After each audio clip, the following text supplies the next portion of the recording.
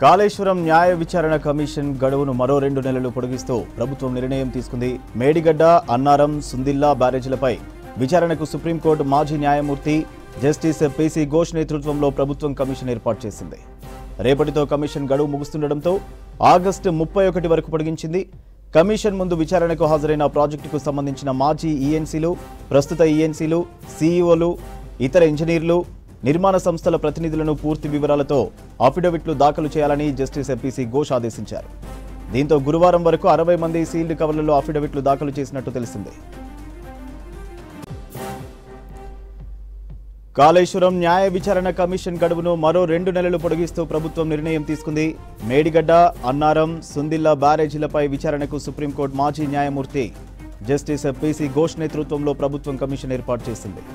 రేపటితో కమిషన్ గడువు ముగుస్తుండటంతో ఆగస్టు 31 వరకు పొడిగించింది. కమిషన్ ముందు విచారణకు హాజరైన ప్రాజెక్టుకు సంబంధించిన మాజీ ఈఎన్సీలు, ప్రస్తుత ఈఎన్సీలు, సీఈలు, ఇతర ఇంజనీర్లు, నిర్మాణ సంస్థల ప్రతినిధులను పూర్తి వివరాలతో అఫిడవిట్లు దాఖలు చేయాలని జస్టిస్ పీసీ ఘోష్ ఆదేశించారు. దీంతో గురువారం వరకు 60 మంది సీల్డ్ కవర్లలో అఫిడవిట్లు దాఖలు చేసినట్టు తెలిసింది. డీటెయిల్స్ యాదగిరి అందిస్తారు. యాదగిరి, కాళేశ్వరం కమిషన్ గడువు పెంపుపై అప్డేట్స్ ఏంటి?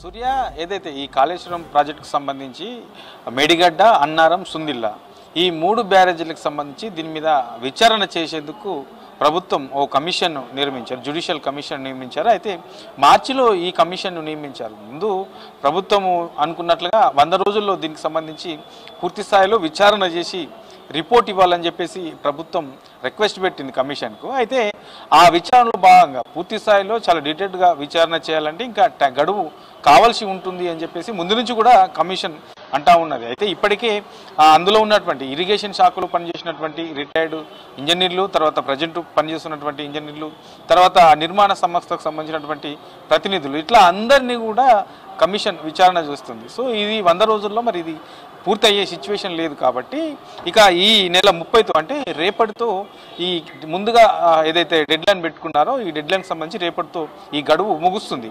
మరి ఇప్పటికి ఇంకా ఈ విచారణ కొనసాగుతూనే ఉన్నది కాబట్టి దీనికి సంబంధించి ప్రభుత్వం మరో 2 నెలలను గడువు పొడిగిస్తూ కొద్దిసేపటి క్రితమే దీనికి సంబంధించి అఫీషియల్గా ఉత్తర్వులు జారీ చేశారు. అంటే జూలై 1 నుంచి ఆగస్టు 31 వరకు ఈ గడువు పొడిగించారు. ఈ రేపటితో ముగుస్తుంది కాబట్టి మళ్ళీ జూలై 1 నుంచి ఆగస్టు 31 వరకు 2 నెలల పాటు ఈ గడువు పొడిగించారు. ఈ 2 నెలలకు సంబంధించి కూడా ఇందులో ఇప్పటి వరకు ఈ 3 నెలల్లో చేసినటువంటి విచారణలో మొత్తం 60 మంది మొత్తం అఫిడవిట్లు సీల్ కవర్లో కమిషన్కి ఇచ్చారు. అందులో ఇందాక చెప్పుకున్నట్లు అధికారులు ఉన్నారు, తర్వాత దానికి సంబంధించినటువంటి నిపుణులు కూడా ఉన్నారు. సో ఇట్లా దాంతోపాటు కొంతమంది ఈ 3 బ్యారేజీలకు సంబంధించి వీటి మీద అవగాహన ఉన్నటువంటి ప్రజలు, సాధారణ ప్రజలు అయినా సరే దాని మీద అవగాహన ఉన్న వాళ్ళకు కూడా ఈ కమిషన్ ముందు అసలు ఈ 3 బ్యారేజీలకు సంబంధించి ఏం జరిగింది అనే దాని మీద చెప్పుకునేందుకు అవకాశం కల్పించారు.